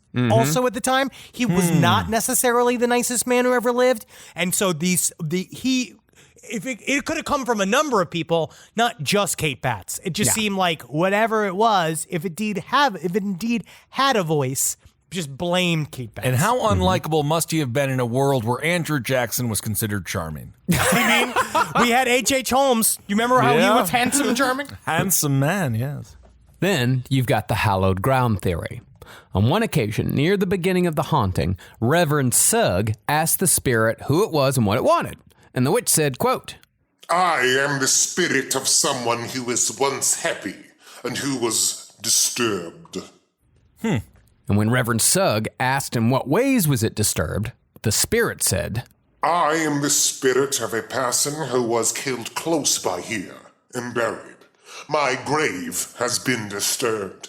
My bones have been dug up and scattered. One of my teeth was lost under this very house, and I am here to recover it. This whole thing's over a tooth, huh? Well, there is a little bit of truth here. Yeah, I mean, this claim seemed to be closer to the truth because apparently the Bells had encountered either a Chickasaw or a Cherokee burial mound not too long before the witch appeared while they were clearing some land for crops. But the Bells left the burial mound alone because most farmers in the area did on account of the bad juju. But Drury Bell and a friend of his just couldn't help themselves. Channeling their inner Joseph Smith, the boys dug up the grave for treasure, but found only bones. Oh my God, is these stupid bones? Man, this sucks. Kind of treasure in its own right, though, isn't it? For Marcus. Indeed. Yeah. Even so, as a trophy, they took a human jawbone, and once they got home, Drury's friend, bored with the whole thing, threw the jawbone against the wall of the Bell house and dislodged a tooth which fell under the porch. Now, John had reburied the jawbone to avoid the juju, but supposedly it was the tooth left behind that the spirit was after. But once the Bell family searched under the house for this missing tooth and found nothing, the Bell witch admitted she'd made the whole thing up. And when asked why, she said, quote, Why? To get old Jack, of course. And I did get you, Jack, didn't I? But not 1/10 so bad as I will get you. Well, I am dead. So Now you're not dead. But soon Oh, okay. you will be dead. All right. But that death threat, along with all the others, begs the question of why the Bell Witch eventually focused on John Bell to the point of killing him, if the story is indeed true. And we think that in answering that why, we might answer the what of the Bell Witch. Because I want to say first off, there is a source I found that did a really good breakdown of the intellectual fallacies of the story of the Bell Witch. Now we know, and I think we said this at the beginning of last episode, this is a very, very old story. Yeah. And it had a lot of folklore injected into it. And it seems like where it might have started was that, this is according to Last Gasp Paranormal, which is a website I found, and they did really good research. And I just want to say that Kyle T. Cobb Jr., who did this, I love this little essay he wrote about the Bell Witch. And one thing that he said is that it seemed like the author of the authenticated history of the Bell Witch, the very first story, like first time we saw all of the personalities of the Bell Witch, all of these different things, they came from this author named M. Ingram. Now, M. Ingram, it seems at the same time, he said that he received this diary. He received this diary from a member of the Bell family. And it had all of these details in it. But it seems like that Ingram might have written the diary himself, because there are words that the diary uses that basically an uneducated farmer from the 1800s might not have used these words. He used very specific terms of phrases that were very similar to things that Ingram had already used in other chunks of the books. So we don't know whether or not all of the color, all the details we're saying are like true or are they fabrication. But it seems like there are real bones for there being poltergeist activity in this story, and that poltergeist activity was a part of the tapestry of this whole thing. Cool. But I wonder that this next explanation to me, I think, is very interesting.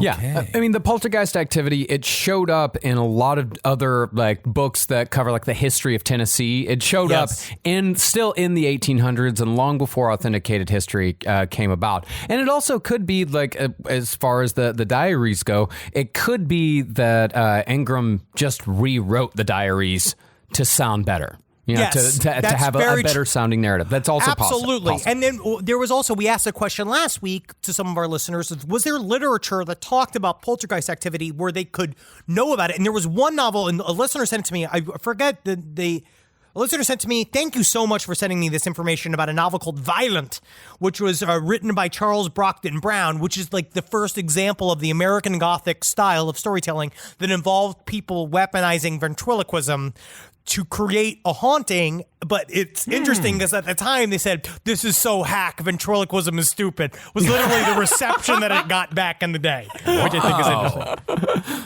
Okay, let's get into this explanation. As we said, Richard Powell and Betsy Bell were married in 1823, and the two of them lived in happiness without a peep from the witch. But 12 years into the marriage, the thumps on the roof that began the whole saga in the first place reappeared.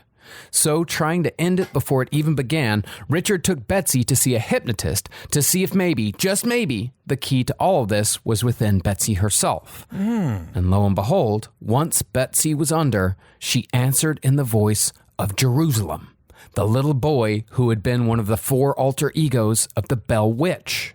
I can't wait to talk to the doctor in my Wake up. You're scaring the fuck out of me. Wake up. So, while Betsy was in her hypnotized dream state, the hypnotist began asking questions about the Bell Witch's origins, hoping to finally get an answer of where it came from and why it did what it did. And finally, the Bell Witch revealed what had been going on the whole time. According to what Betsy said under hypnosis, the Bell Witch had been created to protect Betsy after her father had begun molesting her at the age of 12. You guys are really going to do that to us. big old You molest. guys are really going to make this the whole thing has been about molestation. Yep. The whole fucking series. I am so mad. I am so mad at both. I'm so mad at He both had no of you. clue that this was coming. He had no clue. This whole thing is just about molestation. Well, Not quite, not kinda. fully. You guys drug us through 4 hours of content. Three. To get to the point where it was molestation. Well, all of this came out after the fact, right? Like as they all of the story was told, and at the very end of the authenticated history, he kind of drops this bomb, saying that Betsy was claimed because remember his wife when they met was 12. So as soon as she started getting gross and all like 25 years old, he has a new 12-year-old in the house that he can shift to. I see what you're trying to do. I get it. We all get it. Yeah, we get it. So think about, here are the clues. Yeah.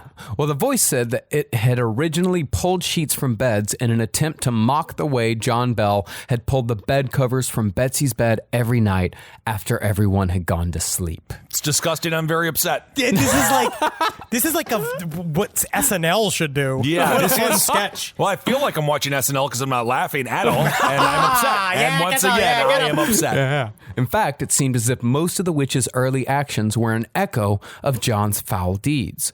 Concerning the massive pressure, this was the entity's way of mocking John's crushing weight on Betsy's body as he clamped her hand over her mouth to keep her quiet. Could have had a trigger warning. Could have. I know those are popular. People like those now. As far as why Betsy was attacked with slaps, hair pulls, and drags, the entity said it was because Betsy should have told her mother and the ministers what her father was doing. But since she held back the truth, she was essentially punishing herself for allowing the community to believe John Bell was a good man. Not saying it's right, but she said that was the explanation. Okay. In other words, she was supposed to tell the world about Bob, making Betsy Bell an almost Laura Palmer-like character who created her own tulpa to fight the evil that men, and most specifically her father, do. It's an interesting concept, Oh my this idea God. that the call was coming from inside the house. Yeah. And that you had a poltergeist that, if this is completely saying, if it's real, in my mind, I feel like that there's evidence to show that this type of trauma, we've seen this in other stories, this kind of trauma can trigger psychic events. This is if you believe it at all in any way, shape, or form. But it's the truth, it's the energy of it, and that it kind of exteriorized into the house what she was experiencing. Looked at from this perspective, Betsy Bell's fits could be seen as the entity basically siphoning energy from a living host in order to build up its strength. And once it had enough, it turned that energy on Betsy's tormentor. And then, once the entity had the appropriate amount of juice, it took on a mind and personality of its own, feeding off both Betsy's emotional torment and the overall evil energies that permeated the antebellum South. But the killing blow for John Bell actually came from Betsy herself. When it became clear that mouth stabbings, face twitching, and throat swelling wasn't going to cut it, the quote-unquote witch finally possessed Betsy to finish the job. Under hypnosis, the voice of Jerusalem said that it was Betsy who had picked the berries and made a deadly nightshade tincture in order to finally murder her father, although Betsy remembered none of it. See, this is a cool twist to the story. It really is. And it's so cute when you do think about it. I know she's getting like poison, but you put the berries in your little shirt, and you go and you're like, have a nice day. Berries. You're talking about how we cosplay as field workers for relaxing times during the fall. Of course. Kind of fun, though. And finally, as far as why the witch was so insistent on Betsy being with Richard instead of Joshua, it was because she actually loved Richard more, but feared attention from older men because of what her father had done to her. Damn. However, looking at this confession another way, as Henry pointed out to me in one of our pre-show conversations, there is the possibility that this whole story was a case of undiagnosed dissociative identity disorder that ended in revenge murder. And through a centuries-long game of telephone, it became the story of the Bell Witch. In my mind, imagine this. Like, maybe they don't really experience. Obviously, we don't know how long DID has been around, and this concept of it has been around. I don't know. But the idea of someone, like maybe someone breaking into multiple personalities because of trauma appears like ghost activity. You see someone break into different characters and you assume that they are being possessed and you're doing, I mean, obviously this is just a completely uneducated shot in the dark. I've seen inside the actor's studio. I know what happens with these tormented actors out there. But you have somebody who then the passion of it and like this thing comes out of you that people can't even really see it. They just assume there are voices in the air and they don't know it's like someone who is like deeply traumatized and they are also maybe suffering some form of mental illness and they're just shooting out into the world. I don't know. You need the shotgun holster that goes by the side of the bed. Ready to go. Ready to go. You ever see those? The shotgun holster on the side of the bed? You see those infomercials? Oh, yeah, it's fun. I'm getting ready for that. Yeah, I'm going to get that one. I'm going to have a super soaker full of piss. I hate it. I hate it. But either way, after the hypnotism session, Betsy was free, and the Bell Witch never bothered the Bell family ever again. However, that's not quite the end of the story. Since it's such a good fucking yarn, the Bell Witch passed into Tennessee legend, and it's said that the witch still has the ability to kill. And to this day in Tennessee, fathers are still molesting their daughters. I don't want to do it. I didn't want to do that. I don't. Every day we come to the canvas as artists, and our paint I don't know is our what to do. words and our I got hit with ideas. a curveball. You got a curveball in me here. I'm not Aaron Judge. I can't be hitting everything. In 1951, a bunch of boys from Nashville drove down to the Bell Farm on what sounds like a drunken joyride and decided it'd be a good idea to steal the gravestone of John Bell. But on their way back to Nashville, they came upon a curve called the Devil's Elbow. Cool. Every town has that. It's the devil's taint. It's like, maybe we just need to fix the road. Could we fix? No, that pothole. That's the taint. And either because they were too drunk or because the Bell Witch had followed their car, they smashed through the guardrail and plunged 100 feet into the ravine below, killing the driver and maiming the other two boys. Got you. Whoa. Another molest ghost wins the day. I just don't understand how we even got here. But really, the place where you can still find a bit of Bell Witch action is the cave where the boy was supposedly saved, which the witch supposedly haunts because it's close to where the bells disturbed the Indian burial ground. By accounts, if one enters the cave, you can hear the sounds of an old lady laughing, moaning, rasping, wheezing, and whispering, and those that brave the depths are sometimes choked, slapped, have their hair pulled, or feel as if a great weight is on their chest. And as legend has it, if one were to take but a single stone from this cave, the Bell Witch will follow, bestowing misfortune and misery upon the thief until they finally meet the same fate as John Bell. Damn, it's kind of like marrying a cougar. It is. You never know what's going to happen. Courtney Damn. Cox. Holy Wow. hell. That was incredible. Good. The Bell Witch story taking a wind-up. turn for the worse. That was a 3-hour wind up to a massive. I feel like this is the audio version of the movie The Crying Game. This is just, there's a big hook here at the end. The twist. The twist, of course. Thank you all so much for listening to our series on the Bell Witch. Hopefully it provided you some spooky entertainment here in the month of October. We have a couple of little announcements. Number one, we love when you guys make shirts, make fan art, and sell them. We fucking love it, and we support it we love endlessly. We don't give a shit. But we wanted to make one announcement, was that if you see a shirt or any type of merch that has our logo on it, that does, like something that we designed that's from the lastpodcastmerch.com website on another website, if it's on Amazon, it's not a real shirt, and it's going to be shit. Well, the quality is going to be bad. That's why we mention it.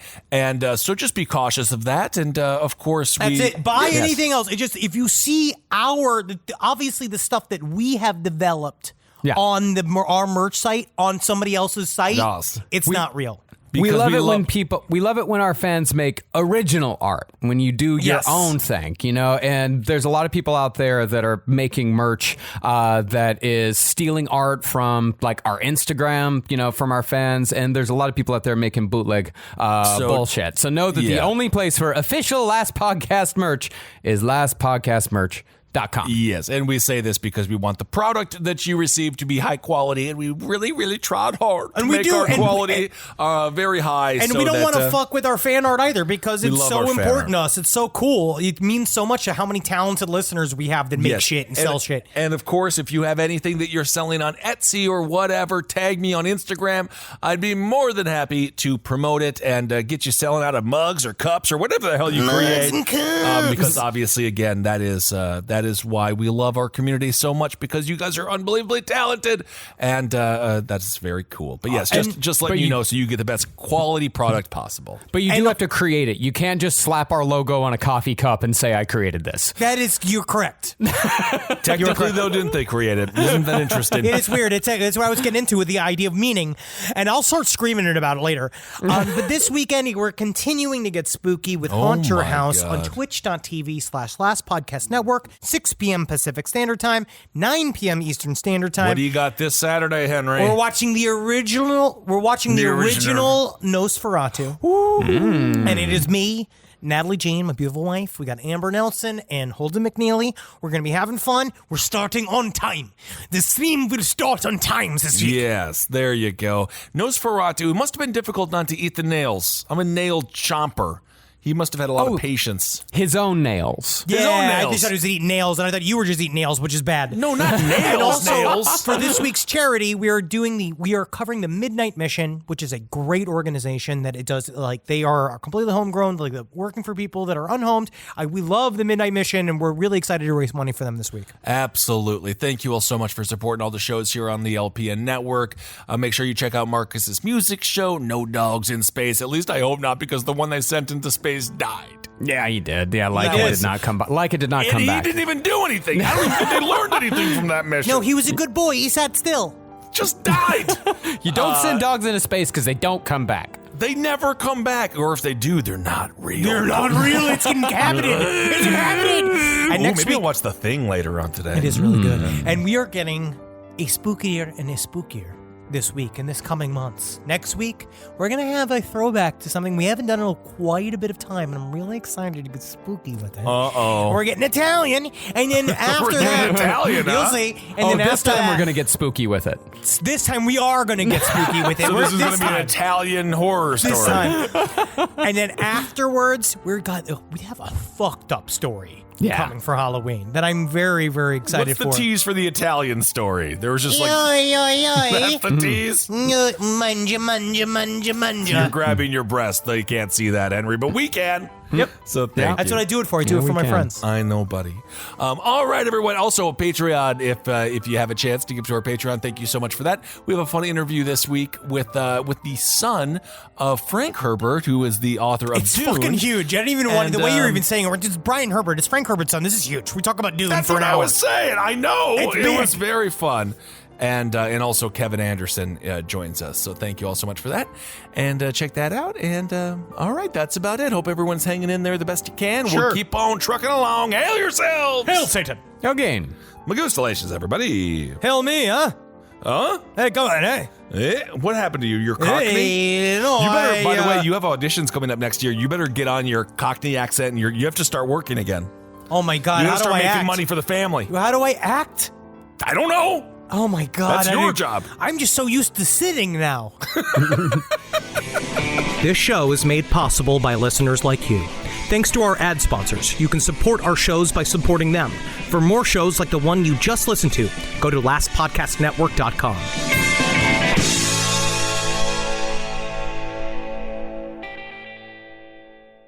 Hi, I'm Angie Hicks, co-founder of Angie, and one thing I've learned is that you buy a house, but you make it a home. Because with every fix, update, and renovation, it becomes a little more your own. So you need all your jobs done well. For nearly 30 years, Angie has helped millions of homeowners hire skilled pros for the projects that matter, from plumbing to electrical, roof repair to deck upgrades. So leave it to the pros who will get your jobs done well. Angie, the one you trust to find the ones you trust. Find a pro for your project at Angie.com. Talk about regrets.